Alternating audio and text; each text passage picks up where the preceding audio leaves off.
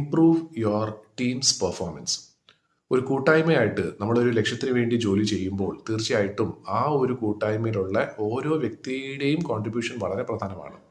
അത് മെച്ചപ്പെടുത്തിയാൽ മാത്രമേ ആ ഒരു ടീമിൻ്റെ പെർഫോമൻസ് നമുക്ക് മെച്ചപ്പെടുത്താനായിട്ട് സാധിക്കൂ. സോ അത് മെച്ചപ്പെടുത്താൻ വേണ്ടി നമുക്ക് ചെയ്യാൻ പറ്റുന്ന ഒരു 4 കാര്യങ്ങൾ എന്തൊക്കെയാണ് എന്നുള്ളത് ഒന്ന് ചുരുക്കി പറയാം. ആദ്യത്തെ ഒരു പോയിന്റ് എന്ന് പറയുന്നത് ഓഫർ പേഴ്സ്പെക്റ്റീവ്. അത് പറയുന്നത് വേറൊന്നുമല്ല, വളരെ സിമ്പിളായിട്ട് പറയുകയാണെങ്കിൽ ഈ ചില സ്ഥാപനങ്ങളിൽ ഒരുപാട് കൂടുതലായിട്ട് ജോലി ചെയ്യുന്ന ആളുകളുണ്ടാവും. എന്നുവെച്ചാൽ എപ്പോഴും എപ്പോൾ നോക്കിയാലും ഓഫീസിലായിരിക്കും, എപ്പോൾ നോക്കിയാലും ജോലി ചെയ്യുന്നതായിരിക്കും. അപ്പം അങ്ങനത്തെ ഒരു വ്യക്തി ഉണ്ടെങ്കിൽ അവരെ നമ്മൾ ഒന്ന് ചേർത്ത് നിർത്തിയിട്ട് മനസ്സിലാക്കി കൊടുക്കേണ്ട ഒരു കാര്യം എന്ന് വെച്ചാൽ ജോലി മാത്രമല്ല ജീവിതം. ഒരു കുടുംബജീവിതം ഉണ്ടാകും, അല്ലെങ്കിൽ ഫ്രണ്ട് സർക്കിൾ ഉണ്ടാകും. ഇടയ്ക്കെങ്കിലും ഒന്ന് റിലാക്സ് ചെയ്യാനായിട്ട് അവരെ ഒന്ന് ഓർമ്മിപ്പിക്കുക. അങ്ങനെ ചെയ്യുമ്പോൾ ശരിക്കും പറഞ്ഞാൽ അവരെ നമ്മൾ കെയർ ചെയ്യുന്നുണ്ട് എന്നുള്ളൊരു ഫീലിംഗ് അവർക്ക് കിട്ടും. സോ അത് ഒന്നാമത്തെ പോയിന്റ്. രണ്ടാമത്തെ ഒരു പോയിന്റ് എന്ന് വെച്ചാൽ മേക്ക് ടൈം എന്ന് ഉദ്ദേശിക്കുന്നത് വേറൊന്നുമില്ല. മിക്ക നേതാക്കന്മാർക്കും പറ്റുന്ന ഒരു അവസ്ഥ എന്താണെന്ന് വെച്ചാൽ അവരുടെ ആ ടീമിൽ ഏറ്റവും കൂടുതൽ പെർഫോം ചെയ്യുന്ന ആൾ ആരാണോ, സ്റ്റാർ ആരാണോ, ആ സ്റ്റാറിനെ മാത്രം ഫോക്കസ് ചെയ്യുന്ന ഒരു രീതിയുണ്ട്, പ്രവണതയുണ്ട്. അത് തെറ്റാണ്.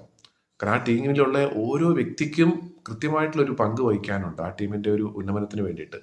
അപ്പം അത് തീർച്ചയായിട്ടും നമ്മൾ ശ്രദ്ധിക്കുക തന്നെ വേണ്ടി വരുന്ന ഒരു കാര്യമാണ്.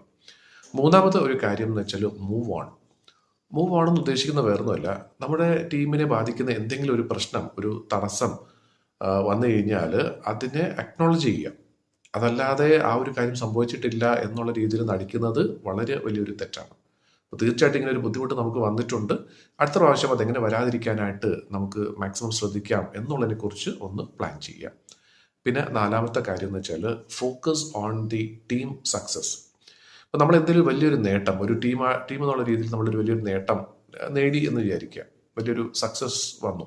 ആ സക്സസിന് പുറകിൽ ചിലപ്പം നമ്മുടെ കൂട്ടത്തിലുള്ള 1-2 പേരുടെ പങ്കായിരിക്കും ഏറ്റവും പ്രധാനമായിട്ടുള്ളത്.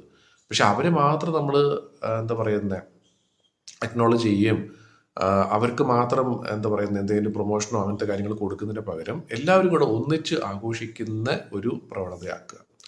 അല്ലെങ്കിൽ എന്താ പറ്റുകയെന്ന് പറഞ്ഞാൽ ആ ടീമിലുള്ള ജോലി ചെയ്ത മറ്റു ആളുകൾക്ക് തോന്നും ഇത് ഏറ്റവും കൂടുതൽ പെർഫോം ചെയ്ത ആൾക്കാർക്ക് മാത്രമേ പ്രാധാന്യമുള്ളൂ, എനിക്ക് വലിയ റോളൊന്നും ഇല്ല, അപ്പം പിന്നെ ഞാൻ ഈ ഒരു സ്ഥാപനത്തിൽ ഈ ഒരു കൂട്ടായ്മയിൽ നിന്നിട്ട് യാതൊരു കാര്യവുമില്ല എന്ന് ചിന്തിച്ച് അവിടുന്ന് അവർ പുറത്തു പോകാനോ അല്ലെങ്കിൽ അവരുടെ ജോലിയെ തന്നെ അത് ബാധിക്കാനും ഉള്ള സാധ്യതയുണ്ട്.